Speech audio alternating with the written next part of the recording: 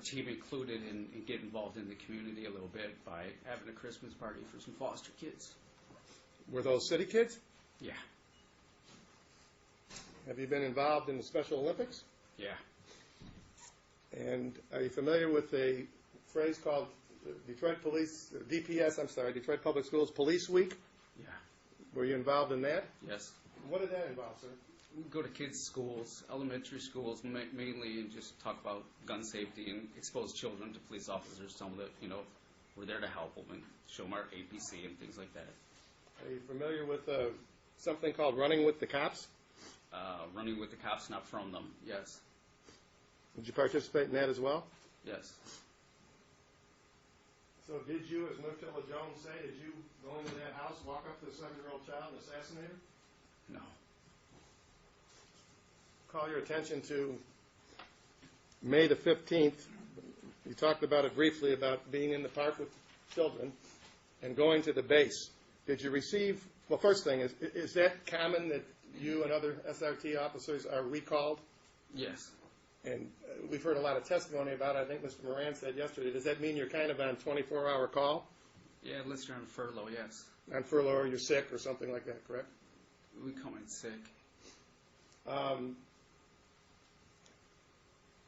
What information did you get when, either before you got to the base or you got to the base, about just the general nature of why you were being recalled? The pager said that it was a search warrant for homicide. Report back to the base ASAP. And when you got back to the base, did you see other members of the special response team? Yes. And was some information provided to you about, more specific information about what you might be asked to do later that evening? Not at the base. The base, we just got ready and headed to the staging area. All right, and when you say get ready, you recall when Sergeant Dollinger was testifying last week? Yes. And you recall him being shown various pieces of equipment? Yes. Is that what you're talking about when you say get ready? Yeah. Yep. And is that the equipment that you wear and other members of the special response team wear in every search warrant execution? Yes. We heard testimony about something called recon. Can you tell the jury whether you participated in the recon of this particular search warrant execution? I did, yes. And who all was with you? Sergeant Dollinger was driving, and I believe Officer Stollert was with us. And from only testimony, Officer Bibbs was with us. Now, I didn't recall that. Someone said that, and I don't remember which officer it was, that the point man and the cover man generally go on the recon. Is that accurate from your experience? Yes. And the purpose of the recon was, according to the testimony, to look at the scene and make some observations. Am I right? Yes. All right. Now, Officer Weekly, when you were in the vehicle, and you've seen that photo, and I'm not going to show it again, I don't remember what exhibit it is, you've seen it 30 times in this trial, of some kids' toys in the area of the front of 4054/56 Lilliebridge. You've seen that photo, correct? Yes. Did you see children's toys when you went on the recon? No. You went by one time from the testimony of everybody else that was in the car. Is that true? That's true. And did you hear anybody else say to you, hey, there's toys, there's kids' toys, there's any indication of children? No one said that. Can you think of any reason on earth why you or any other police officer, if you saw the toys, would not have told the other officers? No. In fact, is that a question that's always asked and an issue that's discussed at the pre-raid briefing? Yes. And if anybody has seen anything or has any reason to think there are children present, what are they supposed to do at the briefing? You tell about what you had seen on the recon, and you would give details of what you saw. And based on your experience, would the same apply to surveillance officers? If they saw something, are they supposed to tell everybody else? Yes. When you were, at any time, prior to going up to execute the search warrant, did anybody ever say anything to you or anyone else that you heard about toys in front of the house or children being present? No. Are you familiar with the phrase staging area? Yes. And tell the jury, I'm sure they've heard it, but tell them again, what's the staging area? Staging area is somewhere where everybody can meet up and go over the plan and it's usually not too far from the target location, but far enough that it wouldn't tip our hand. And would the homicide officers, as well as the SRT officers, be present at the staging area? Yes. Okay. Now, you've heard any number of officers testify about the information that you received about the suspect, the nature of the murder, what might be at the house, guns or whatever. Was that accurate as far as you can recall, what everybody else was saying about Yes. that? At the staging area, do the homicide officers provide information to the SRT? Yes. And would that have been, without going into every detail all over again, would it have been the things that we've been listening to in this trial? Are those the kinds of things that you want to know as SRT officers? Yes. Okay. Is there then a separate briefing for just the SRT? Yes. Okay. And who gives that briefing? At the time, it would be Sergeant Dollinger. Okay. And do you have a recollection of Sergeant Dollinger giving the briefing? Yes. And do you have a recollection of being assigned to be the point man? Yes. And would that have been something that would have been designated by Sergeant Dollinger, or do they ask for volunteers, or how? That would be Sergeant Dollinger's call. Okay. And were you surprised that he would assign you the point man duties? No. I can't remember if you answered this. Can you estimate how many times you've been the point man? I think you might have answered that already, but if so, answer it again. I forgot. About maybe close to 100.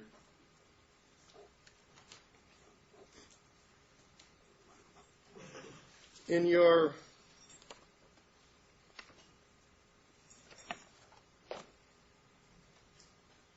at the briefing. You're assigned to be the point man. I want to ask you some questions about the weapon, and I want to ask you some questions about the shield. First thing, what weapon did you have that night? My MP5. Okay. And you've seen the shield. You've heard questions of any number of officers about the shield. Did you, in fact, use a shield? Yes.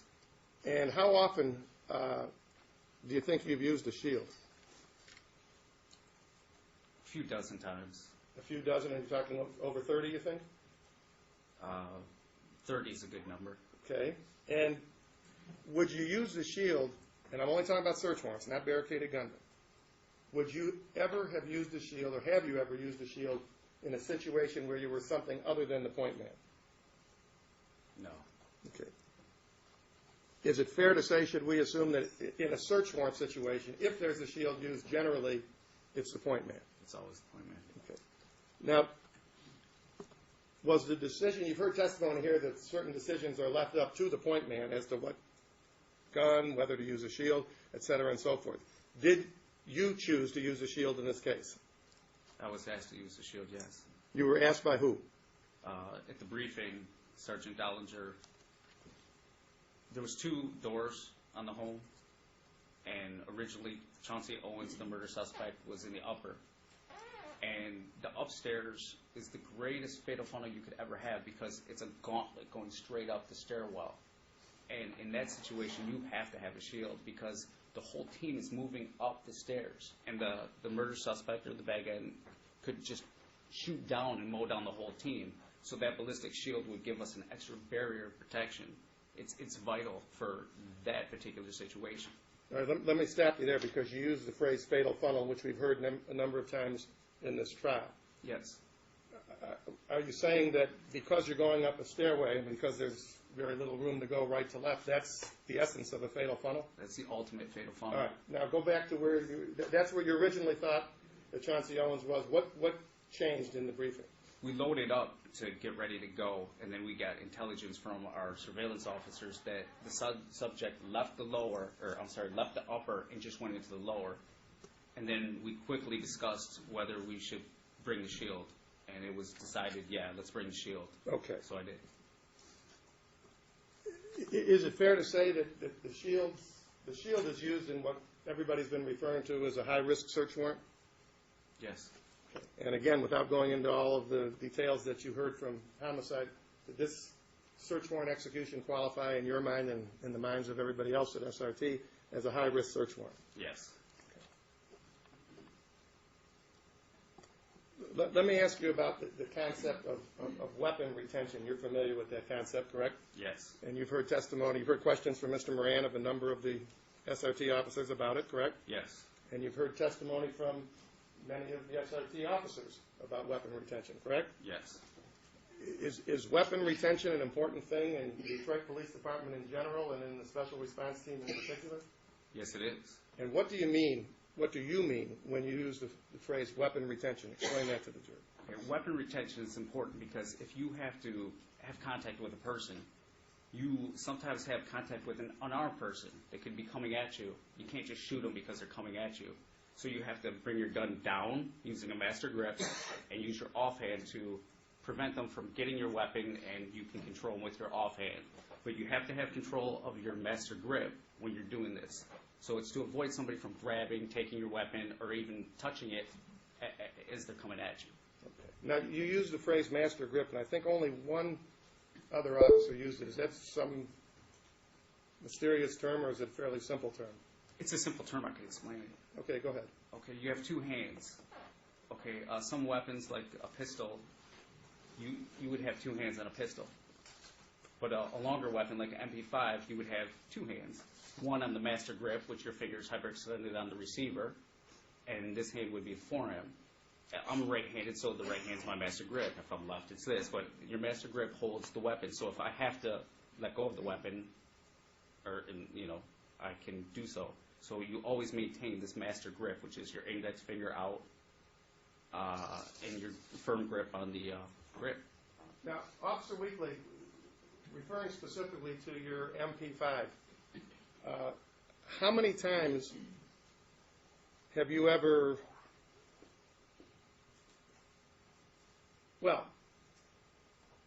counting the training and your experience, how many times do you think you've used that specific weapon, the weapon that we've seen here in court? Thousands of times. And in your view, have you ever recklessly discharged that weapon? I've never had an unintentional discharge, no. Have you carelessly discharged it? Never. Have you negligently discharged it? Never. Are you careful on each and every occasion that you have that MP5 in your possession during your police work? Yes. Do you recognize that it's a dangerous weapon? All weapons by nature are dangerous, yes. All right, let's go back to the evening of May 15th and then the early morning hours of May 16th. Did you and the rest of the crew take positions on what's been referred to as either the armored vehicle or the Bearcat? Yes. And did you approach the house? We did. When you approached the house, did you see anything that caught your attention? I did. And what did you see? I was positioned on the passenger side of the Bearcat, but way up front, so I have a view of over the hood. The house would have been on my left, so I'm looking over the hood of the Bearcat. And as we approached, I could see a black male coming off the porch down to the sidewalk in front. So I alerted the team, hey, there's a guy coming from the house. And what happened as the Bearcat pulled to a stop? Did you get off the Bearcat along with the rest of the team? I did. What, if anything, did you do with the black male you'd observed? I was the first one off the Bearcat. I ran around the front of the hood of the Bearcat, and I said, down, down, down, down, as I'm addressing him, down, down, down, down, and I'm continuing to move past him at this point. All right, do you know who eventually maintained control of him, or did you know before you heard this trial? No clue at the time, but now I do know who that man was. Okay. Now, once you passed that man and you told him down, down, down, and you had your gun in the way in which you just described it, correct? Master grip, and at the time I had the shield. And you didn't discharge the gun at that man, did you? No. Okay. After you passed him and passed him on to someone else, what did you do then? My main objective, my goal, is to get the team leading up to the door because they've never seen the house. They have no clue where they're going other than the address, but they just follow the point man. So my main concern is to get them to the proper door. And was there any obstruction at all after you passed the one individual? Was there any obstruction going up to the house? There was a small chair in front of the door, so I threw it off the porch to get it out of the way. All right. Now, did you assume a position on the porch? I did. And what was the plan with respect to the door? What was supposed to happen? from my recollection, the plan was as soon as the door was beginning to get breached by the ram man, the flashbang was going to go through the window. Okay. Now, when you say breached by the ram man, is there a procedure at the special response team where the point man can determine whether the ram is even needed? Yes, my primary job, like I said, was to go take the team to the correct door, and then my second job, once I've done that, is to turn to check to see if the door is open or locked. All right. Now, you have the shield in one hand, correct? At which time? Well, as you're up there by the door. Yeah, I took a crouched position. Okay. And if you have the shield in one hand, you have your MP5 in the other, tell the jury what you do to test that door. Well, as soon as I get to the door, the first thing I do is get down in a low position. I take a knee. Judge, may he get off the witness stand just to show? All right. Just show the jury, please. All right. Show the position. All right. I would take a knee. Let me do it like this. If you guys are the door, I would take a knee here, put the shield up. I still always have my master grip here, so the shield's laying against the house. I reach like this. I'm a low profile. It's turn the knob, and it begins to open. So I swing that open. And let me stop you. Which door are we talking about now? Are we talking about the grate, or are we talking about the actual door to the house? It's the security gate. Okay. Okay, so I swing that open, and then I start to turn the knob to the interior wood door, and it starts to open about an inch, and then I stop because I have to make sure that the team's ready behind me. So as I'm starting to turn back to make sure the team is ready, I see Officer Thompson in his swinging motion about to hit the door. So knowing that the door's about to pop open because I know it's open, I grab the shield, I get in the crouch position, like a ready position, and then I begin to make my entry. Okay, please resume your seat. Tell the jury, sir, why would you get in a crouched position when you're the first person? We train that way. You want a low profile, and it gives the two-man, your cover man, an opportunity to kind of have a view above you. If I'm standing up, even though I'm 5'3", if I'm standing up, he might not be able to see, and it's a better tactic to use, one low, one high. So you see Officer Thompson starting that motion with the ram, and that means he's going to hit the door, correct? Correct. And tell the jury, when did you expect the flashbang device to be utilized in conjunction with you entering the house? When did you think the flashbang would be thrown? The cue was when the door was beginning to be breached, which means either the Halligan, the Halligan being hit by the ram to breach the door, but in this case the door was open. So as soon as that door was hit, he was to throw the flashbang. Okay. And who was the he in this instance? Officer Davis. Okay. Now, before we go any further, let's talk about the flashbang. The first question is, do you train with it? Yes. All right. And the second question is, if you can tell the jury, do you use it as of May of 2010? Had the team used it in actual raids and actual experience? Yes. And can you estimate for the jury how many times you've been exposed to the flashbang as of May of 2010, counting training and experience? It's a ton. Training, we train a lot, and then high-risk search warrants, barricade gunmen often, so it's hard to judge, but I put it over 200. Okay. In this instance, as in any instance, who makes the decision as to whether to deploy the flashbang? Sergeant Dollinger in this case would. All right. As a police officer, we've heard, again, a lot of testimony. Do you all discuss things amongst yourselves as to what tactics might be used? As a team, you always have input, but the boss, he has the decision-making abilities, and he's the one that makes that decision. I can't just say, hey, I want a flashbang. He would make that call. All right. And when he, the sergeant, makes the call, the rest of the crew, including the police officers, execute the plan that he devises. Is that true? Yes. Okay. You were present yesterday, obviously, when we had the demonstration for the jury of the flashbang, correct? Yes.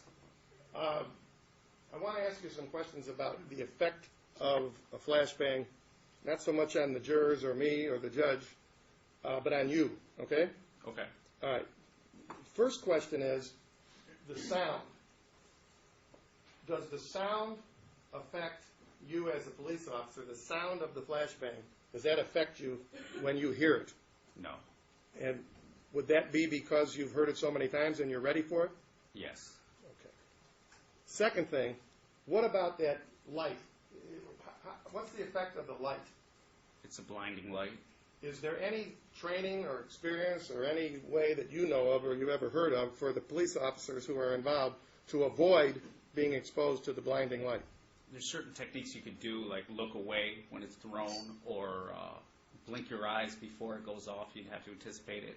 But if your eyes are open, you can't train not to see it. You heard the testimony of Officer Stallard about the effect of the blinding light, where he said that even as a police officer, there's some effect on you for some small length of time. Sure. Do you agree with that? Absolutely.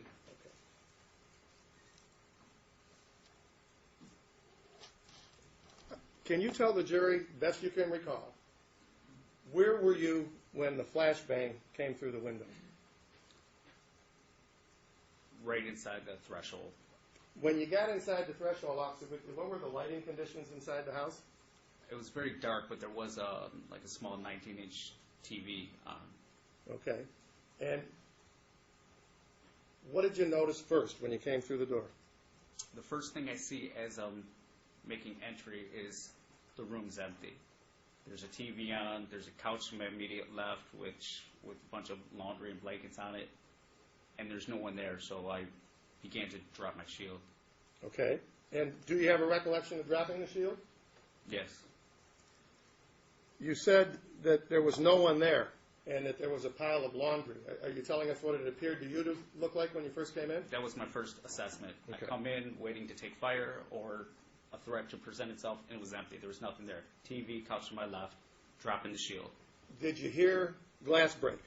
Yeah, it was breaking at that time to my left, which I knew was either the break and rake tool being used to, break out the window by Sergeant Collins. What did you think when you first heard the glass breaking? Did you think it was the flashbang coming through, or did you think that the tool was being used on the window? I thought it was the tool being used because that's what we had talked about. Okay. You testified that when you first came in, you saw no people, you saw the couch, you saw what you thought was laundry. Did you see a person? What's the first person you saw? The first person I saw, there was a man coming out of the far bedroom, And later identified as Vincent Ellis. that was my next question. All right. When you saw him coming out of the far bedroom, did you hear anything at that time? The glass was breaking as he's coming out of the room, and then I heard the flashbang go off. Boom! All right. So you hear a boom, and was it similar to what we did yesterday? Was there the light? Yes, that's pretty typical of what would happen. And how did that light affect you? The light did catch my eye, and I had to squeeze my eye real quick to kind of regain my vision. What's the next thing that happened, Officer Wheatley? As soon as the bang goes off, I hear a ha coming from underneath what I thought was laundry. And so now I'm like, there's somebody hiding under here. So as that's happening, Vincent Ellis is twisting to retreat back in the room. So I was on Ellis, and then all of a sudden, I hear this noise, and I see him going back. So I avert my attention to the blankets. Did you point your weapon in the direction of the noise? Yes. Was that a reasonable thing to do based on your training and experience? Yeah, I couldn't just leave a person under there hiding. What happened next? As I swing my weapon towards the person, an unidentified woman hit my weapon down in a downward motion, and I pulled back on the weapon. And when you pulled back on the weapon, what happened? I heard a shot.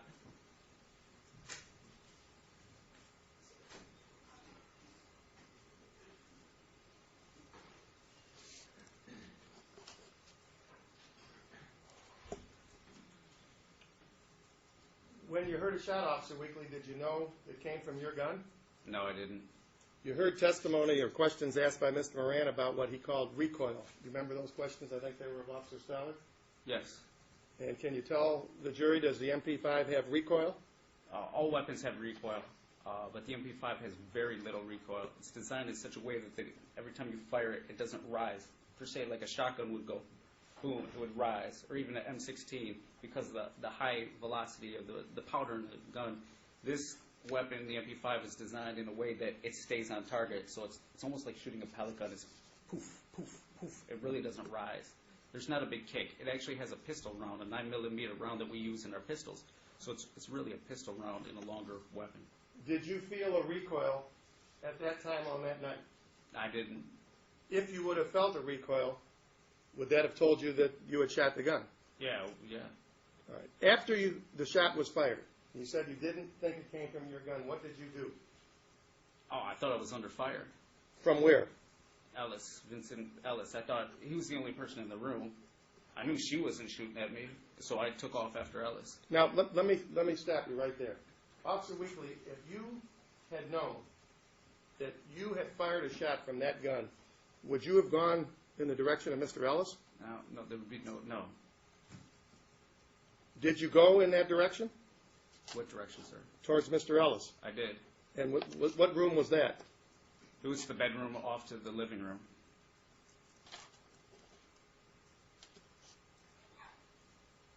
Officer Weekly, after this woman came up and hit the gun, and you heard the shot, you said you continued on to Mr. Ellis. Why didn't you stop and deal with the woman? She would be considered a secondary threat or secondary person.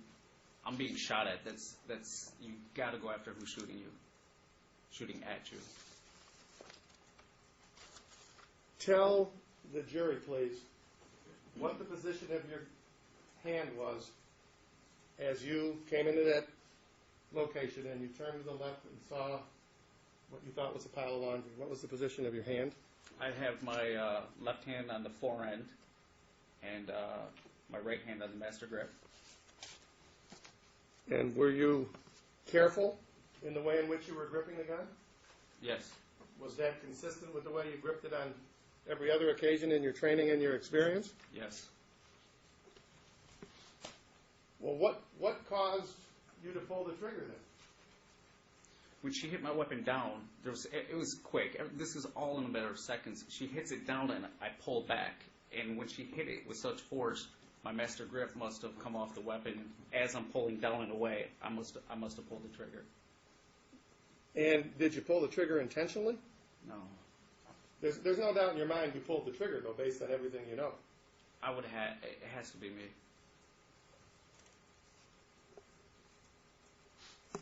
Just to be sure, did you have your hands in the correct position, the master grip, the correct position with the training and with your experience? Did you have it in the correct position before the female hit the gun? Yes. Were you handling the weapon recklessly at that time? No. When did you realize that the gunshot that you heard had actually come from your weapon? Well, I take off after Ellis, and I'm telling him down, but he's already on the ground, and he's not wearing a shirt, and he's wearing shorts, and there's nothing in the room, and he's laying down, and I'm like, "Where's the gun? Where's the gun?" And I'm looking, and Officer Stoller's with me, and he's saying it too. Where's the gun? And I'm looking around, I'm like, "Shit, where's this gun?" It's not making sense to me, and then all of a sudden I hear yelling and screaming. And where did the yelling and screaming come from? The living room.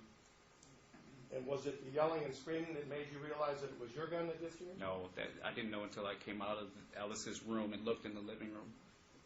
Had you ever seen Ayanna before that moment? No.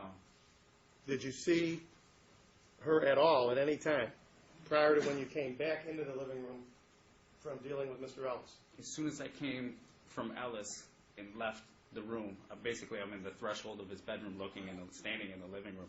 I look over and I see Ayanna, and I see her grandmother, Myrtilla Jones, later identified as Myrtilla Jones. She's straddling her on her knees on the couch, and Myrtilla's just speechless, just like in a state of shock. And I look at Ayanna's, and she's laying on the couch, and I could tell she'd been hit, and that's exactly where I was standing. So I knew it was my gun that had gone off because I was right there, and she was shot. And what'd you do? I went over to her because I wanted to get her help. And as I'm coming over to her, Officer Taylor swooped in and like Superman and just grabbed her and ran her out of the house. And what'd you do then? Then I started freaking out a little bit. I started just trying to process what had happened. I want to continue the mission, the job of clearing the house with the rest of the team because they're stacked up in that same living room looking towards the kitchen. I can hear them negotiating other people, trying to get them, calling them back. And there's a lot of screaming from those people. And one of the people being Charles Jones. And I want to stay and help him clear the house, but then I'm like, no, I'm involved in shooting. I got to find a supervisor. So I went outside. And did you hear the testimony of the various officers about your interaction with them? Yes. What'd you tell the supervisors? Or what'd you tell other officers? I was pretty messed up at that time, but I definitely either talked to Sergeant Collins or Sergeant Widmer on the porch. I remember that. I was on the porch, and I'm like, lady jumped up and grabbed my gun, and I shot a kid. And just, how'd you feel at that moment? I can't explain how I felt. Just, you feel devastated, horrible, just the sorrow, just to be involved, even to this day, you can't explain it. It's horrible. You heard testimony from Lieutenant Johnson that you were at some point taken to the Bearcat, is that correct? Yes. And did the officers take your weapons from you? I guess. You heard him describe what you looked like, that you were throwing up, and you looked like you were in a state of shock. Do you have a recollection of throwing up? I threw up.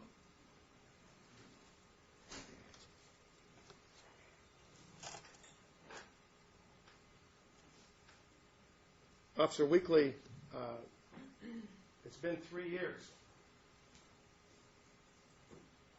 You feel any differently today? As far as what? Just how you feel about the whole incident? I just feel devastated and just depressed, and I'll never be the same. No.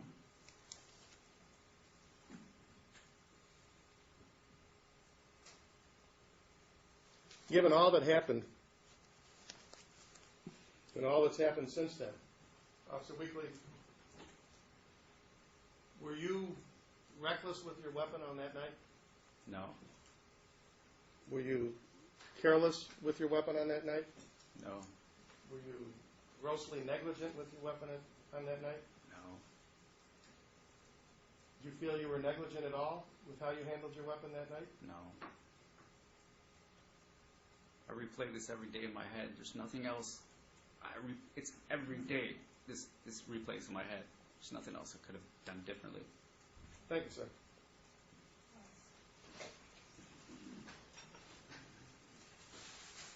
Officer Weekly, you and I have never met, been introduced, or had a conversation. Is that correct? To my knowledge, yes. Okay, my name is Rob Moran. I'm an assistant prosecutor. I'm going to ask you some questions.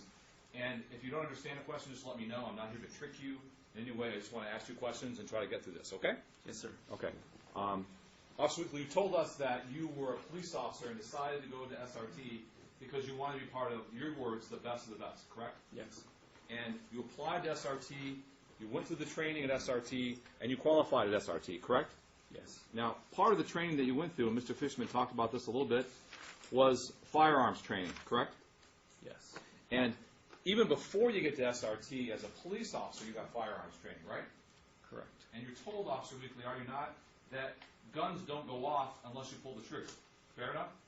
It's very fair. Okay. And you're taught a concept called trigger discipline, correct? It's a term I'm not familiar with. Okay. You've never heard the phrase trigger discipline in your number of years as a police officer? I can assume what that means. I don't want you to assume anything. Okay. Have you ever heard that phrase, Officer Weekly? Trigger discipline. Yes. I don't recall ever hearing it. No. Fair enough. But you're taught, are you not, that the trigger is to be respected. You're supposed to keep your finger away from the trigger unless and until you're ready to have a target and pull your gun and pull the trigger, right? Yes, sir. Okay. And you're taught to keep your finger outside the trigger guard area, right? Yes, sir. Either on the receiver of the gun, correct? Yes, sir. Or on the housing that surrounds the trigger guard, correct?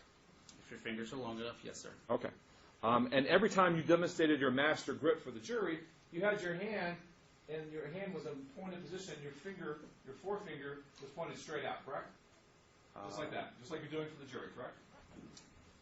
Yes. And that's because you don't have your finger on the trigger, right? Correct. So the master grip means you keep your finger off the trigger. That's what you're taught, correct? Yes, sir. Okay. How many times have you taught that? How many times are you taught that? Yes. It's common knowledge. Okay. And is it part of the training, not only as a police officer, but SRT, correct? Yes, sir. Okay. And it's also part of the training when you learn to use a ballistic shield, is it not? Yes. You're taught trigger discipline as it relates to the development and the deployment of a shield, right? When you carry the shield, you must have trigger control, like you're saying, yes. You heard Sergeant Donald who testified that when they're training new SRT members to use a ballistic shield, one of the things they look at is to make sure when they use the shield, they keep their finger off the trigger, correct? Always. Always. And you're also taught how to fire a gun carrying a ballistic shield, correct? Yes, sir. Okay. That's important to know because that's why you carry a shield. You may have to fire a gun while you're carrying it, right? I have, yes. Okay. Now, this shield that you use, this is the shield that you carry that night, is it not? For the record, I'm referring to this exhibit, correct? It looks very similar, yes. Okay. It has the words intruder on the back, right? It does. It does. And it has lights in the front, correct? Yes. Okay. But you activate the lights to squeeze the pad, right? Yes, it's a touchpad, yes. So squeeze it. You squeeze, and then you let go, it goes off. And you taught how to use that in a dark room, correct? Yes. But again, I want to ask you, when you use that shield, when you're taught to use a shield, you're also taught it's very important to, if you're carrying a gun, to maintain your finger off the trigger, correct? That would be correct. Okay. So that's drilled into you as a police officer and as an SRT officer in the very beginning, correct? Yes, sir. Okay. Now, in addition to the training that you receive for the gun and the training that you receive for the ballistic shield, you also train with SRT on what you call this flash grenade or diversionary device, right? Flashbang, yes, sir. Yes. And you train with SRT that you go on top of the flash grenade, and that means that you go in at the same time the flash is being deployed, right? Ooh, yes. So you're in the room, actually in the room, when the device goes off, correct? Yes. How many times have you been in a room when the device goes off, Officer Weekly? Numerous and numerous times. Okay. And would you agree with me that the first time you're in a room, the effects are different on the individual than the second, third, fourth, fifth time? Yes, you get desensitized to the percussion and the bang. Sometimes you don't even hear the bang anymore. Okay. But the first time you're in a room and that goes off, it's a pretty shocking event, is it not? It would be. Okay. It's designed to do that, isn't it? Yes. It's yes. designed to disorient the people that are in that room that aren't expecting it to come, right? Absolutely. It has a loud flash, correct? I'm sorry, a loud bang, correct? Yes. That's 185 decibels, someone told us, right? Very close, yes. Okay. It has a light flash, a brilliant light of over 1 million candelabra, I think the word was used, correct? Candela. Candela, okay. And then it has a percussion too, correct? Yes. It sends off a shock wave, correct? Correct. And that's all three of those things are designed to disorient people that aren't expecting it to come, right?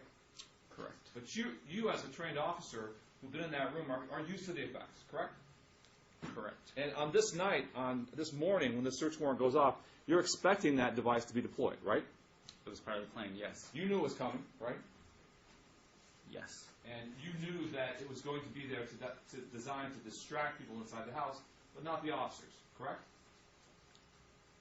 Say it one more time, I'm sorry. It was designed to distract people in the house, right? That is the goal, yes. And the goal is not to distract the police officers, correct? Very true. Okay. Were you distracted by the diversionary device that day, officer? If you're talking about my vision, it did impair my vision slightly. Okay. When the diversionary device goes off, you're inside the room, right? Yes. And your testimony is that the only thing that affected really was your vision, correct? Correct. It did not affect your hearing. No. You were not affected by the percussion, correct? Correct. Okay. How long was your vision impaired, Officer Whitley? You have to remember things slow down when you're in when you're making an entry. Everything slows down, so time it's pretty tough to judge time. We're talking splits, nanoseconds, if that's even a word. Okay. So it's just very brief. Less than a second. Yes. Okay. And you've heard the testimony, you've seen the tape, you've seen the first 48 tape where the flashbang is deployed and a gunshot occurs 3 seconds later, right? Approximately 3 seconds later, yes. And your testimony is that's your gunshot, right? It would have to be my gunshot, sir. Okay. Well, we've heard that. We've heard that your gun was deployed, right? Your gun has fired the bullet that killed Diana. We know that, right? Yes, sir. We do. And no one else had your gun that night but you, right? Correct. Okay. So it's your gun, correct? Yes, sir. You had control of the gun, correct? At which point, sir? That night, it's your gun, correct? It is my gun, sir, yes. Okay. And it's your responsibility to have control over that gun, isn't it? It is my responsibility to have control over my weapon, yes. Okay. And your gun is the one that fired the bullet that killed Diana, right? My bullet, my gun, shot and killed a 7-year-old girl, yes. Okay. And that's while you're executing a search warrant looking for a murder suspect, right? Correct. Okay. I want to talk about that for a few minutes. I want to ask you, you knew going into that search warrant that you were looking for a murder suspect, correct? Yes. You knew that there might be the possibility of firearms inside that house, correct? We were told that, yes. Okay. And you knew that this is a high-risk search warrant, as Mr. Fisherman asked you, correct? Yes. And I believe you used the words,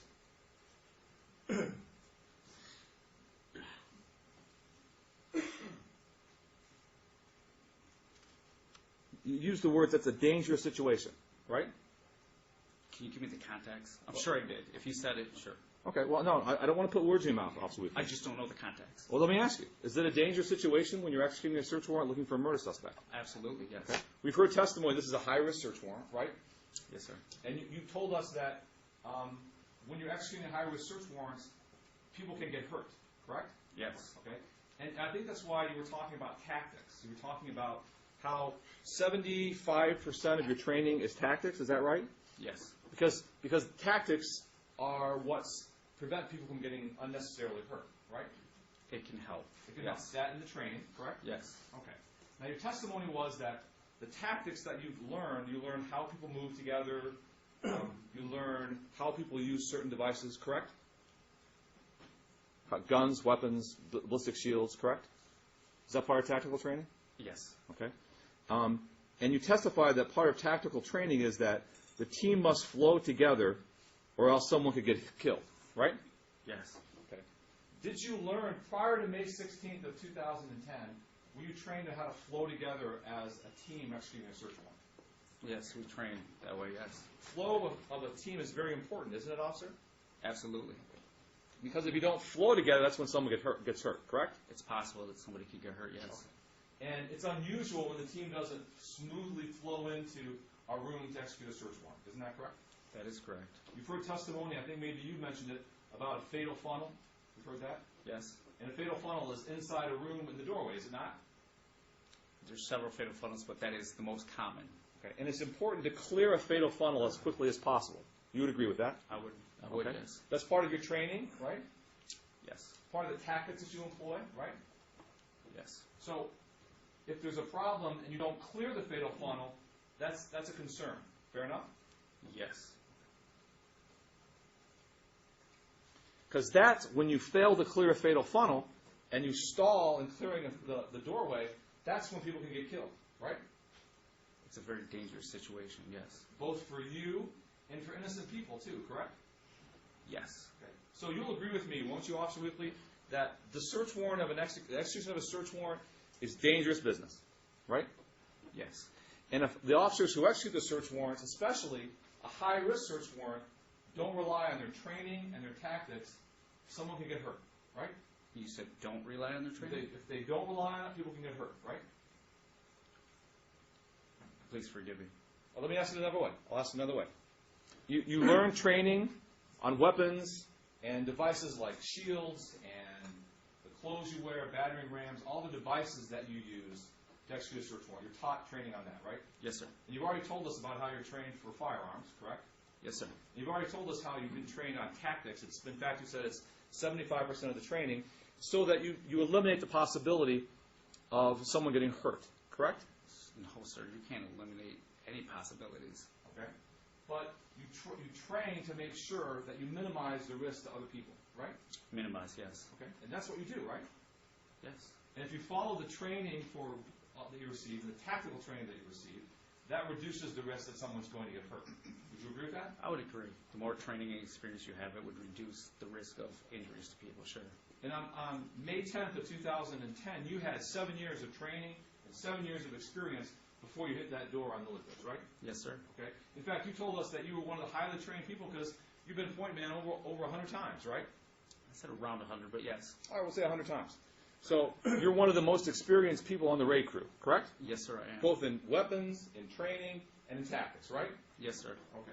And they rely on you to use your professional training and tactics and judgment when you enter a search warrant house, right? Yes, sir. Okay. That's important, correct? Very important. It's important for you to exercise your ordinary care whenever you're doing that because you don't want someone to get hurt, right? Absolutely right, sir. And if you fail to exercise your ordinary care, someone might get hurt. It's your responsibility, right?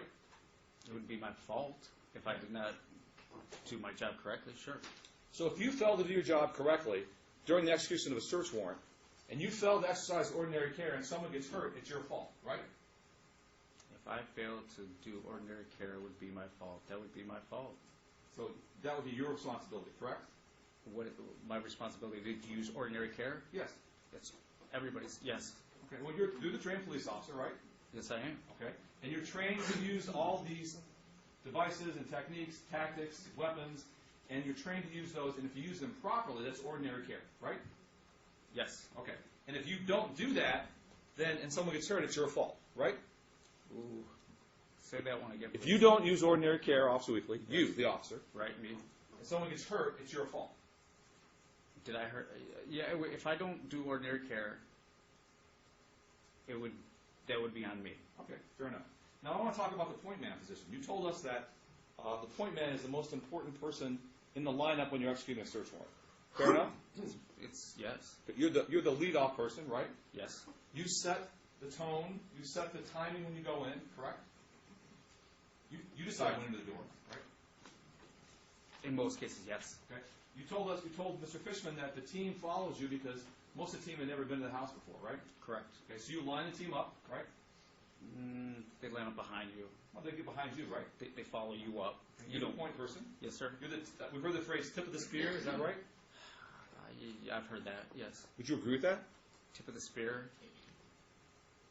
It's not a tactical term, but I can go along with that. Okay. So you get there, they line up behind you, and you set the momentum. You go in first, they follow you, correct? I went first. They follow me. Yes. And they have to follow they have to follow your lead, don't they?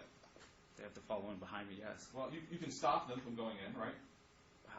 How? Hold up one of the officers testified. You hold up a stop. Sure. Yes. There could be a device or something. Sure. Okay. Because they can't go in until you go in, right? They're not allowed. They wait for me on the point man. Yes. Okay. And as setting the tone of the point man, you decide when you step in the door. You decide whether to step in the door, right? Yes? Yes. You decide if you have to stop, if there's something there, right? That's a tricky question. Well, you can't stop, right? We are not trying to stop in the doorway, sir. I'm not saying the doorway. I'm saying you can stop even before you get to the doorway. If an object presents that you feel would endanger the lives of innocent civilians or your officers, you can stop them right there, right? Yeah, I'd stop everybody if there was a danger right in the doorway, sure. Okay, all right. That's part of your training, correct? Yes, sir. Okay. Now, the number 2 man is the cover man, right? Yes. And his job is to cover the point man, right? Yes. Okay, and if you go left, he goes right, correct? Fields of fire, yes. Okay, and that way you have a V. You create a V, correct? It's more like a cross. More of a cross, okay. And it's his job to cover you, correct? Cover my back. Okay, to make sure you're not in any danger, right? From the areas that I can't see, correct? Okay, all right. So he's looking around to make sure you're not in any danger, right? No, not necessarily. No? No. If I'm looking this way, I can't see the jury. I slide this way, I can see the jury in my peripheral. My 2 man, his responsibility would be looking at the jury. Now, he has peripheral of Steve Fishman. So if I'm this way, my sector of fire or my sector of responsibility would be this piece of the pie. His piece of pie, my 2 man, would be this part. So he's covering this area. And there is a little bit of an overlap where Mr. Fishman is. So in my peripheral, I can see Steve. In his peripheral, he can see Steve. But these are our areas of responsibility. I'm sorry, I rambled. Okay. So you just told us that the cover man makes sure that you're covered and covers areas that you can't necessarily see, right? Absolutely. Okay. That's his job, correct? Yes. Okay. And it's your job as the point man to go in first and make sure that the people behind you are safe, right? You would hope so, yes. Okay. It's part of your job to neutralize any threats that might injure some other officer coming behind you, right?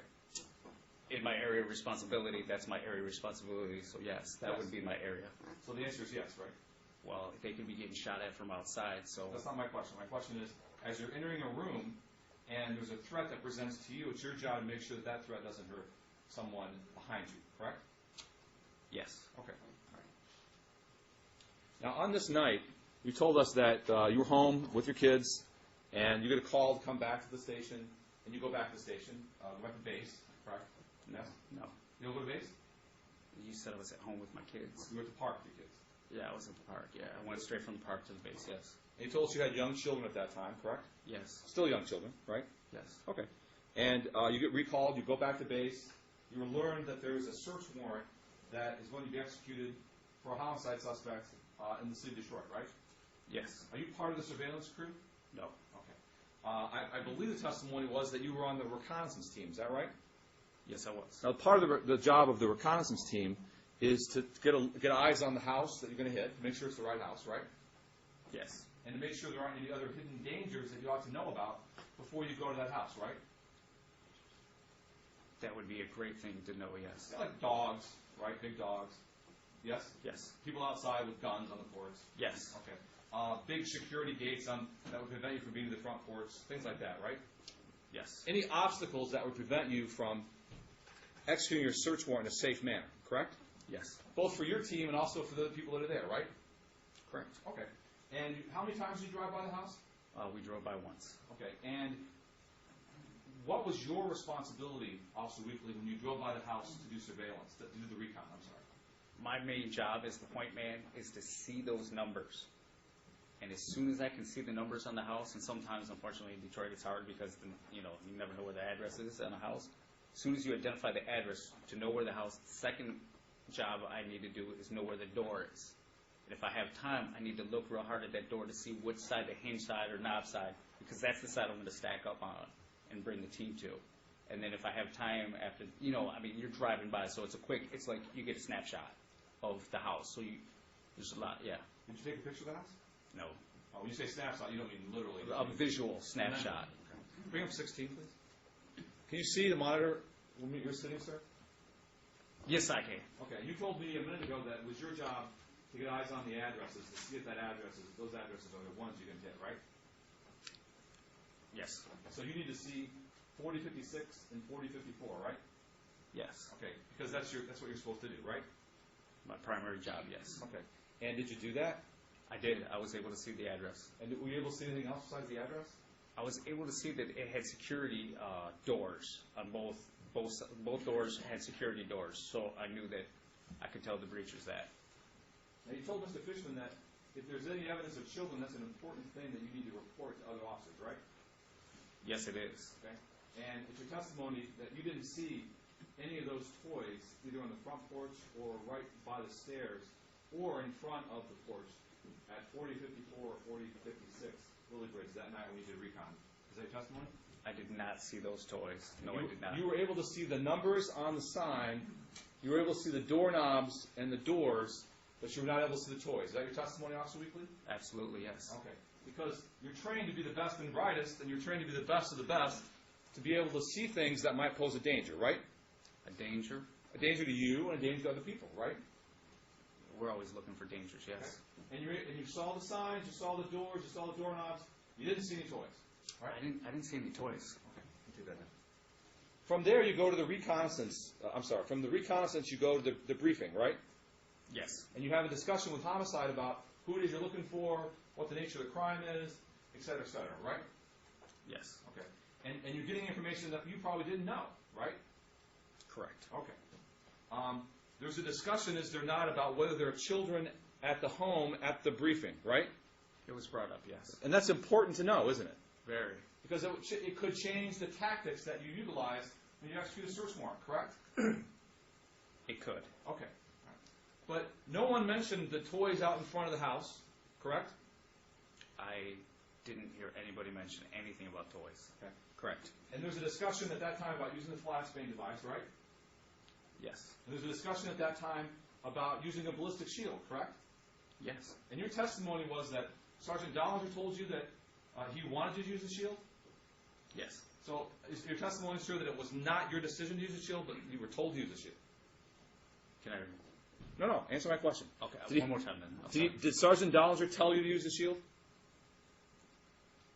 From my recollection, I asked him, "Do you still want me to bring the shield?" And he replied, "Yes." I said, "Do you still want me to bring it?" Because he was talking to somebody else at the time. He's like, "Yeah." And so it was his decision to use the shield, not yours. I would rather say a collaboration. It was brought up originally to use it, and then it came up again when we switched the location. And I asked him, "Do you still want me to bring it?" And he said, "Yeah."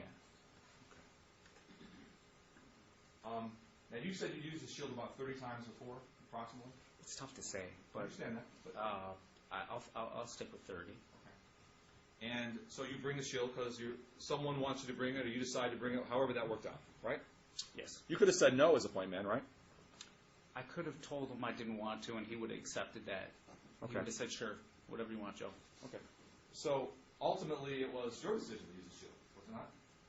I'll take full responsibility. Yes. Fair enough. So you get there with the shield, and you testified that when you use the shield, you always use your MP5, correct? I have been in shootings without. So, can you ask me again? Sure. When you use the shield on search warrant executions, do you always carry your MP5? Oh, yes. I'm sorry. Okay. I got confused. Now, this shield that you used that night doesn't have a notch or a carve out for a rifle to help you hold a rifle, does it? No, this one's pretty flat, pretty square. So there's no notch to put the gun on the shield, correct?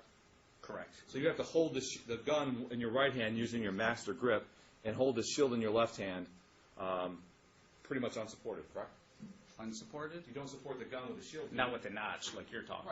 Right. So there's nothing to support the gun with the shield, correct? You can use the side. You hold it like this. The MP5 is really light. It's only like 6 pounds. So it's a long pistol is what it is. And you put it against the MP5 for more stability. And did you do that night? Yes. Okay. Now, you testified that you went from the briefing scene, from the location of the debriefing, right to the house for the search warrant execution, right? Briefing, and then we briefed.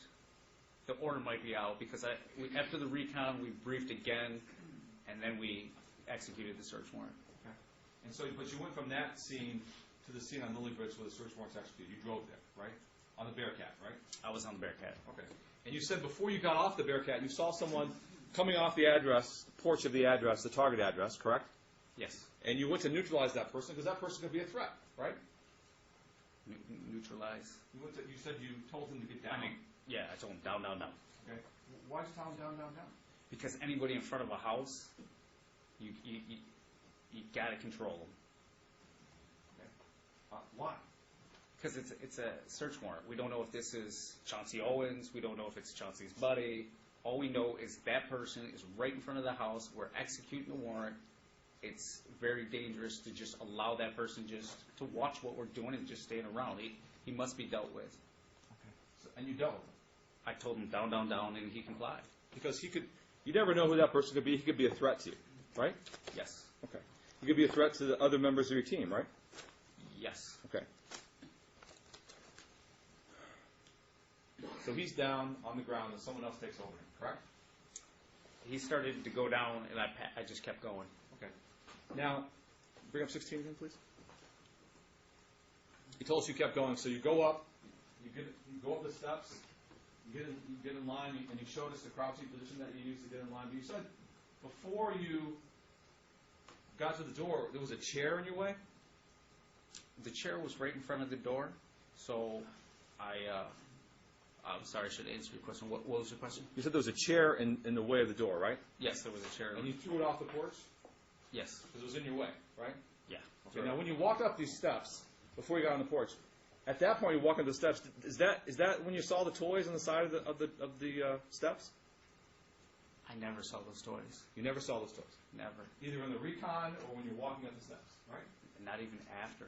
You would agree with me, weren't you, that you're just a couple of feet away from them as you're walking up the steps, right? I never saw them. I promise. I didn't see them. You get in the porch, and you said you threw a chair out of the way. Would you bring up number 20, please? You see number 20? Yes. Okay. That's a view of the porch with the lawnmower and a little chair on there, right? Yes. Okay. Is that chair similar to the one that you threw off the porch? God, no. I'm sorry? I apologize. No, sir. That is not the chair I threw. Because that's a child's chair on the porch, right? That appears to be, yeah, a child's chair, yeah. Because that's this chair, isn't it? It looks like, yeah. Okay. So sitting on the front porch, right when you walk by, there's a little chair, right there. Yeah. And you have kids, you have small kids, right? Same age, yeah. Okay. And you've seen chairs like that before, right? Yep. And that chair is only for children, right?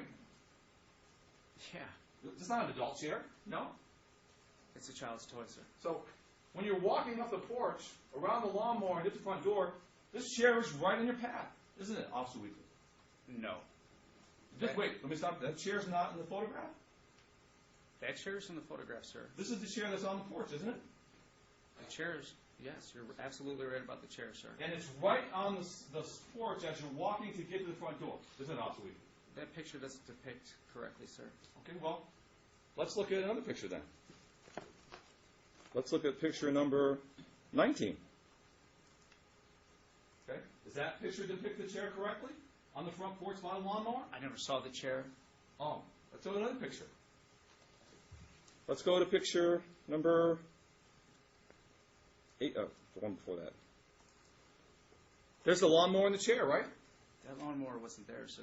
Okay, I'm not asking about the lawnmower, officer. I'm asking about the chair, right? So is your testimony that after the search warrant was executed, someone comes along and puts toys on the front porch, and on the chair, and in front of the front porch, and this chair on the porch? No, absolutely Wait, not. hold on. I object to that question. He can't. How's he going to know what happened after the search warrant was executed? You heard the Officer Dollinger testify that after he learned there was a shooting, he secured the scene and made sure no one moved anything. You heard that, didn't you? I heard him say that, sure. Okay. So, when he testified that no one moved anything off the scene, he wasn't lying, was he? He wouldn't lie about that, would he? He wouldn't lie. No, because he has no reason to lie, does he? No. So when this picture is taken, documenting the location of this child's chair on the front porch, you had to literally step over that chair, didn't you, officer, to get to the front door? The lawnmower's not there. The lawnmower was against the house. Officer, I'm not asking about the lawnmower, I'm asking about the chair. In order to get to that front door, you had to step over that little child's chair, didn't you? No, sir. You did not. No. You didn't see that either, did you? I never saw the chair. I never saw the chair. I saw the lawnmower. It wasn't there. All right.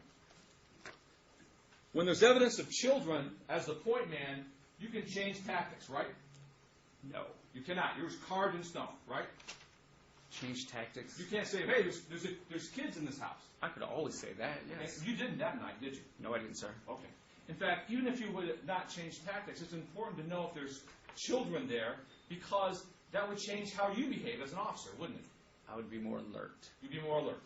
You'd be more careful to make sure no one grabs your gun when it goes off, wouldn't you? Say that one more. You'd be more careful. I'd be more careful. Yes? More careful about what? When you execute the search warrant, you'd be more careful, right? I'd be more careful to execute a search. Because there's children there. I'm always careful. That's not my question, Officer Weekly. My question is, you just told me that children change the dynamic of a search warrant, right? I did not say that. Okay. Do they? You're more aware that there could be children running around. You're more aware, alert. And had you known that there were children there, you'd have been more alert that night? Is that your testimony? Be more aware of the Here's my children. objection. My objection is the question is when. Did he know it at the pre-raid briefing? That's one thing. Did he know it walking up the door? I mean, Mr. Moran has to specify what's he asking him. That's a great question. Did you ever learn there were kids there? Yeah. After one was killed, right? Yeah. Okay. And after you saw the mother with the baby in her arms, right? You never saw Dominica standing with the baby? I never seen Dominica. My question, though, Officer Weekly, is that when you know, one of the reasons that you want to find out if children are present in the search warrant is because it's important to know before you hit the door, right? Yes. Because you'll be more careful, because children can run around, they can get in the way. You just want to know if they're there, correct? I want to know if they're there. All right. And your testimony is you had no idea there were kids there in that house when you actually did that search warrant, right? This whole subject matter has been gone over 10 times. I'll move on, Judge. So you get to the door. You said you kneel down, put the shield down, reach up and with your left hand check to see if the door is open. Yes. Door opens, Ram Man hits the door. You go inside the door with the shield in your hand right now, right? Yes. Now you testify on direct that you didn't see anybody inside the house. You thought there was just a pile of laundry laying on the couch, right? That's what I thought. Okay. And the first person you saw, bring up People's Exhibit number 4, page 7. The first person you saw, Officer Weekly, was actually in the doorway of the northwest bedroom, pointing to People's Exhibit number 4, page 7, right here. Mr. Ellis, right? Yes. Okay. You didn't see Miss Robinson on the couch here on the south wall? No, there was no one there. There's no one there. Okay. You didn't see Ayanna sleeping on the couch or Martilla Jones either on the couch or on the floor? No, there's no people. There's no people. I didn't see any people. Okay. But are you still holding the shield when you see Mr. Ellis standing in the doorway? No, I got rid of the shield. Okay. So your testimony is that as soon as you walk in, you discard the shield because there's no people there, right? The first frame you get when you go in the doorway is you're waiting for people. There's no one there. It just drops. It's almost one motion. As you're coming in, you're dropping the shield. Okay. Unless you're taking fire, then you would hold it and try to return fire. And did you do that on this occasion? Did you go in the door and just no fire, drop the shield right away? Yes. How many seconds did you hold the shield before you dropped it? Oh, these aren't seconds. These are frames in time. I don't know how to break down a second, but I'm talking as soon as, it's quick, instantly. As soon as that shield comes through the threshold, it's already in the motion of being dropped. So at this point, you'll agree with me, you're in the threshold, right? What? Well, you walk it, you're in the threshold, you got the shield, correct? You're in the threshold with the shield? Yeah. Okay, you still have the shield. You still with me? It's coming off, yes. Okay. Is this before the flash spraying goes off? The glass is breaking at this time. Okay. The glass is breaking. Do you drop the shield before the diversionary device goes off? Yes. Okay. So the shield's on the ground. Are you still in the doorway at this time? I don't know where the shield's at. Well, you said you dropped it, right? I let it go, yeah. Okay. Did it lay on the couch? I don't know. You have no idea? No. When you let it go, are you still in the threshold, the doorway area? I'm still moving through that fatal funnel. Okay, so you're still moving through the fatal funnel? Yeah. Okay. And it doesn't take you long to move through the fatal funnel because you're trained to keep moving, right? Yes? Say it one more time. You said you're trained to keep moving through the fatal funnel, so you do that. You move through the fatal funnel, drop the shield. There's no threat there, right? Right. It's your testimony that, it is your testimony that before the flash grenade goes off, you're already moving through the fatal funnel and the shield is dropped, right? Flash, bang. Before the flash bang goes off, Officer Weekly. I apologize. I'm a little overwhelmed. Go slower. All right. Let's go over this. This is important. You're standing in the doorway. Standing. You have the shield in your arm, right? I'm letting it go. You're letting it go. Then the flash bang goes off, right? Well, I hear glass breaking. Okay. And then now I'm 2 hands on the weapon. I mean, this is like slow motion. And then Vincent Ellis starts coming out of the room. And then the bang goes off. Okay. So when the bang goes off, you're already clear past the couch here, right? Ooh, no. I wouldn't say that, no. Okay. Where are you? Any approach the witness, Ron? I'm going to hand you a marker, and in order to get it to go, you just push the little button right there, the red button. The red one, thank you. Okay. And just point out, tell me where you're at when the flash bang goes off. It's dark, it's smoky, and my vision's partially not the best. I would guess I would be somewhere in this motion, moving in this direction. I mean, this is super slow motion, so forgive me. I could be wrong by a couple inches. I could even be wrong by a couple feet, but somewhere in this area. Okay, for the record, you're pointing to the area in the diagram that's marked with the numbers 21 inches on it, correct? I was right at the area of the couch, right at the armrest, somewhere right about here. I mean, it's I want somewhere there. I mean, it's such a small space. One human being takes up most of that area. So you're in the area, the shield is down, the flash grenade goes off, you're about by the 21 right here, correct? Approximately. Approximately, sure. You say you put both hands on your gun, correct? Yep. Okay. And then you see Mr. Ellis. You see him before the flashbang or after the flashbang? No, I see Ellis, and I'm literally moving slow motion. Everything slows down when you're in, high risk stuff like this. It's slowing down. I see Ellis. Boom, the bang goes off. He starts to twist, and I start to blink my eyes because the flash did catch me. And at the exact same time, I hear like somebody's out of breath, and I can tell it's right next to me. I mean, it's right at the couch. Let me stop you there. So by this time, you're by the couch. See the 21? Yes. I'm like right this area. Okay. I mean, So you're still in the area between the two couches. You haven't cleared the corner of the couch yet, well, right? I'll tell you what. I could be. See the 21? I could be 3, 4, 6 inches right here. It's somewhere right here. Okay. That's where the shooting happened. So your testimony is you're right by the side of the couch. You see Mr. Ellis. After the flashbang, you hear a noise, or something like that, something under the covers, right? Yeah. Okay. And you're standing by the couch at that point, right? Standing's a tricky word. I'm still in emotion. You're moving. I'm still kind of moving. You're still, when you say you're kind of moving, you're moving by the couch, correct? I'm on Ellis, high ready. Okay. The bang goes off, right? My forward momentum still taking me forward. I hear, It averts. He's twisting to get the hell out. He's twisting back in the room. I'm swinging over to see what's under these blankets. As I do that, all I can see is the shadow of her arm, top of the lady's head, and she's grabbing and hitting down so hard. So, are you Excuse me. Now, in this courtroom, we don't make expressions that could have some potential to influence the trier of fact. So if you cannot sit in here and keep yourself under control and not make any expressions that are going to be designed to try to influence the trier of fact, then you must leave the courtroom and you cannot come back. Now, I'm making this announcement once. The deputies who work here know me well enough that once I stop and make this kind of an announcement, if anybody else does an expression, verbal or nonverbal, the deputies are first going to ask you to leave the courtroom, and if you don't leave the courtroom, you're going to be detained.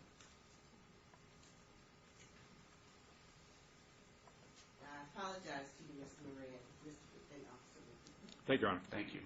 Officer, you told us that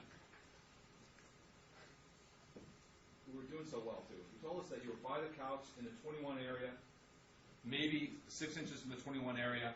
You have your eyes on Mr. Ellis. You have 2 hands on your gun, correct? Correct. Okay, you're looking at Mr. Ellis. Looking at Ellis. You hear this noise on the side of your couch, and then you said you see the top of someone's head, and then someone hits your gun down, and it goes off. Can I elaborate? No. No. Is that what happens? I apologize. Can you say it again? Sure. You're by the couch. You're by the 21 area, right? Yes. You with me? Yes. You have 2 hands on your gun, right? Right. Okay. You are pointing the gun in the direction of Mr. Ellis because he's a threat, correct? First person I see, yes. Okay. Are you still standing right by the corner of the house, of the corner of the couch? Your pointer's everywhere. Right here. Between there and the 21. So you're still in the area from the couch. Yeah, Okay. that is the general area where the gun discharged. So that's where the gun discharges. In that general area. In that general area, definitely, yes. Okay. And your testimony is you told us you're still moving forward when you see Mr. Ellis? Sure. I'm moving. It's super slow. You have to realize everything slows down in my mind. Anytime you're going through the door, it's like being involved in like that flash. Well, let me stop. I'm sorry. Okay. So you're moving slowly. Yeah. You're looking at Mr. Ellis. You hear the noise. Things are going slowly. Okay. You hear the noise on the couch. Do you turn and point your gun toward the couch? Yes. Okay. And when you do that, you still have two hands on it? Yes. Do you have your master grip on it? Yes. Is your hand on the trigger? No. Okay. Your hand's not anywhere near the trigger, is it? It's where it's supposed to be on the receiver. On the receiver. And then at that point in time, you see the top of someone's head. Where is that person? Show me where that person is on the diagram. Right here. For the record, pointing to the southern end of the couch where there are 6, 7, 8, the numbers appear. Is that correct? That cushion. See that cushion? The southernmost cushion on the couch? Yes. Okay. And you see at just the top of someone's head? Yeah, because she's covered with the sheet and the blankets or whatever it was. I don't know what it was. It was some clothing material. And all I can see is the top of the head and the arm coming down. And the arm came down with such force that it hit your gun, and you pulled back on your gun? Yeah, when she hit it, I'm pulling down. She hit it hard. I pull it down, and I'm trying to pull it away. And I hear the shot, thinking it's him, and bam, I'm on Ellis. We'll get to that in a second. So, you still have two hands to your gun. This arm reaches up now. Is this Ayana's arm reaching up to hit your gun? No. Okay. So it's not Ayana who reaches up. It's someone else. Myrtilla. Did you see Myrtilla? No. Well, you just said it was Myrtilla. You didn't see her. In retrospect, when I came out of the room after the shooting, after asking Ellis where's it going to come out, I look, and here's Myrtilla, still with the blanket over her butt and legs, on the couch in a kneeling position, straddling Ayana.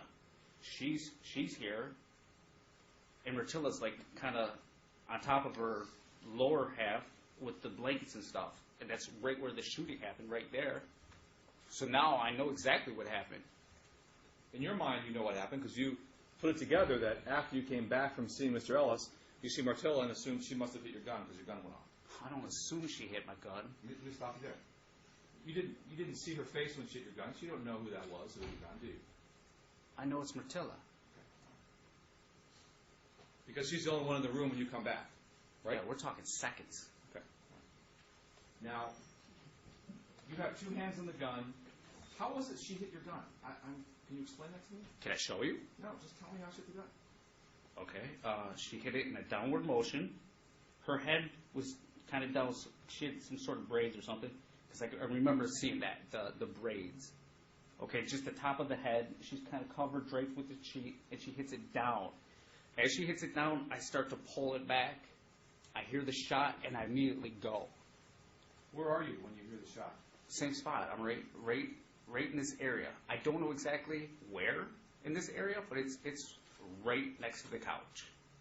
So this arm reaches over the edge of the couch, over the cushion of the couch, the arm of the couch, and hits your gun. Her body and her arm. Listen to my question, Mr. Officer. I apologize. You're standing in the corner of the couch. You're not even past the couch, right? I could be inches past the couch, or I could be by the 21. It's right here. My body and my frame takes up this amount of space. I'll try to do a circle. See a little circle? Two men cannot walk through this space, so one person takes up this whole little area. And Officer Stoller was right behind you, right? He says he was, yes. Okay. When the arm came over the edge of the couch and hit you, and hit it so hard that you pulled it back and it went off, right? Yeah. And your testimony is that you didn't know you shot your gun? No. You didn't hear it shoot? I heard it. You didn't feel it shoot at all? No, I didn't feel it. Your gun goes off and you don't feel, you fired that gun 1,000 times, you told us. At least. And when the gun goes off, you don't even know that your own gun goes off, Officer Winkler? In a controlled situation at a range, you feel the vibration of the gun. And like it's your testimony today that when that trigger was pulled on your gun, that you didn't know you fired the gun. I did not know I fired the gun. You didn't hear your gun fire. I heard the gun fire. You heard a gun fire, didn't know it was yours. Correct. You didn't feel anything when you pulled the trigger. Well, I definitely felt the impact. I felt that she hits it down, I pull it, I hear the pop. It's very quick. Now, your gun can't fire unless the trigger's pulled, right? Correct. Okay. So you pulled the trigger on that gun. I pulled the trigger of that gun. Okay. Unintentionally, and didn't even realize it at the time. Okay.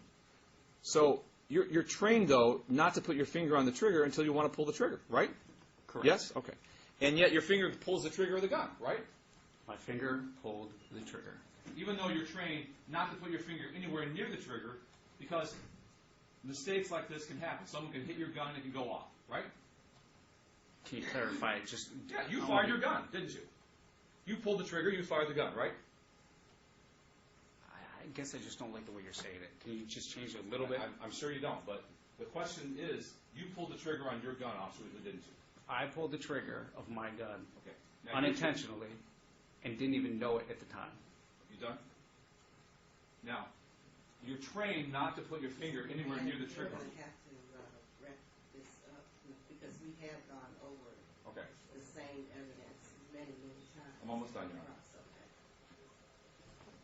You're trained not... Going to decide it. I understand. Okay. You're trained not to put your finger on the trigger until you're ready to pull the trigger, right? Absolutely correct. All right. But in this case, your finger was on the trigger. No. Okay. Fair enough. When the lady hit the gun, she hit it so hard that you jerk it back and the gun goes off. Now, aren't you trained to control your weapon? Yes. And aren't you trained to control your weapon when someone is trying to disarm you? Yes. And aren't you trained that if someone tries to disarm you or hits a weapon that you're carrying, that that person is a threat? I'm trained that there are... If someone hits your gun, Officer Wheatley, Yes. or reaches up and grabs your gun with such force that you lose control of your gun, isn't that person a threat? Oh, yes. Okay? And isn't that person a threat to you and other officers? Yes. Isn't that person a threat to other civilians? Potentially, yes. Okay? And yet, in spite of that, when this person reached up and hit your gun with such force and such ferocity that you lost control of your gun and it went off, you didn't arrest her at that point. You kept going, right? Yeah. Okay. So even though someone who's a threat, who grabs your gun, who hits your gun so hard, you kept going, right? Absolutely. Okay. You go to Mr. Ellis, and Mr. Officer Stoller's right beside you when you hit Mr. Ellis, right? Correct. Okay. And then whenever you get done with this and you realize that your gun is the one that killed Diana, you ask Officer Stoller, what happened? Whoa. I did? Did you ask Officer Stoller what happened? When? Did you have a conversation with Officer Stoller when you said to him, what happened? What did you see? Where am I at this point? Did you ever have a conversation with Officer Stoller where you said to him I didn't even see Stoller that night. that you basically didn't know what happened? You were wondering how this could happen? What kind of happened? He kept asking me, where were you? What did you see? Did you ask him those questions? I don't recall asking him questions like that. Where was this? You heard Officer Stoller testify, didn't you? I did. Okay. You heard him testify that after the shooting, you and he had a conversation, correct? But wait, No. we have to be a little fair. Context. I mean, Officer Sallard said this wasn't at the scene or anything of that nature. If you're going to ask him about it, you tell him time, place, and circumstance. When? That's all Officer Wheatley's asking him. Did you ever have a conversation with Officer Stoller about the shooting? have I ever? Yes, I have. Yes, I have. And when you had a conversation with him, did you ever say, I don't know what happened? I don't know what happened. I was confused. Tell me how this could happen. What happened? What did you see? Did you tell him that? I don't recall ever telling Sean Stoller that. But if he said I did, Thank you, Officer. So you didn't know your gun went off, right? Until after someone told you. no, not true. Well, I knew my when gun you went fired off. the gun, you didn't know it went off, right? Correct. And you didn't know it until you came back in the room and saw someone injured, right? Yeah, I knew right away it was me. That's all I have. I don't have any redirect. Thank you. All right, let me step out. Thank you. Okay. Defense rest. We have no further witnesses. Okay. I have no doubt.